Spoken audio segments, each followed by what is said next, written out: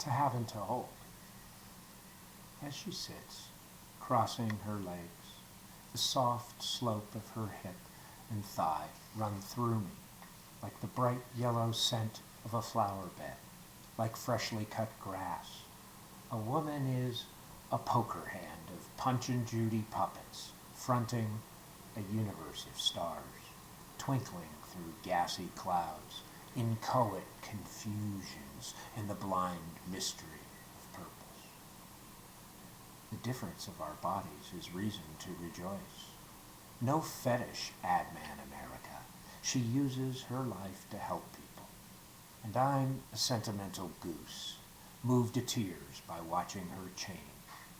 Work clothes piled on the floor, talking to her mom in the hospital. Dad, too old school to handle the grocery, so the daughter helps. The role of supportive adult child calms her worry. A twitch chill overcomes her while telling it. Her allure reminds me I'm part of this story.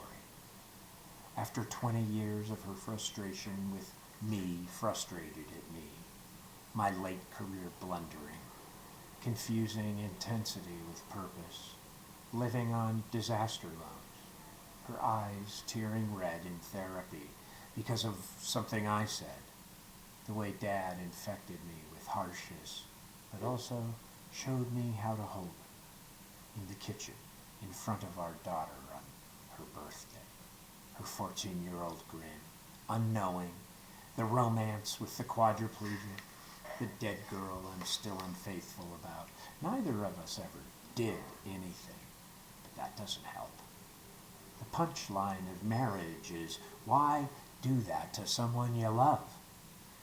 Now, we rely on her job as the center of family life. My hair pointing out in all directions at the breakfast table to sit with her before the workday.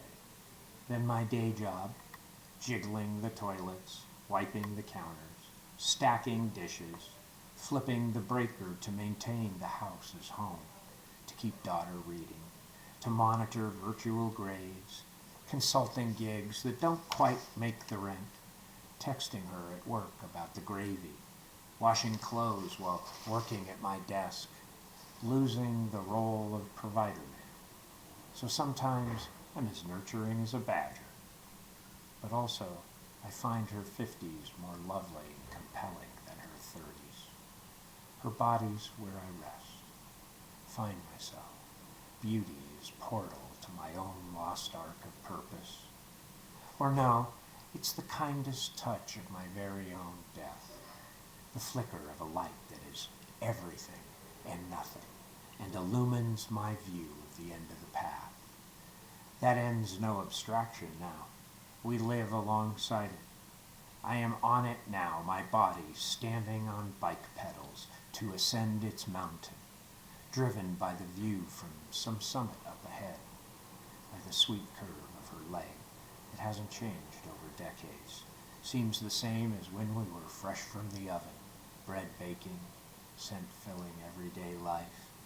Nothing better than her held in a 10-year-old t-shirt, our latest cause emblazoned on her breast. I smile, so that she's my Mona Lisa in reverse. Delight at the sex roles we've played, and reversed. Then again, reverse played, in bed, in life, on television, in old movies and new types.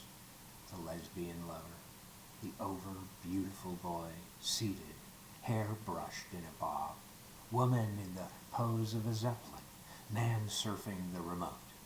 Then, after time, spent telling our lives, with reticence or enthusiasm, a supine surprise how two in stereo types effortlessly now dissolve in courtesy, comprehension, consideration.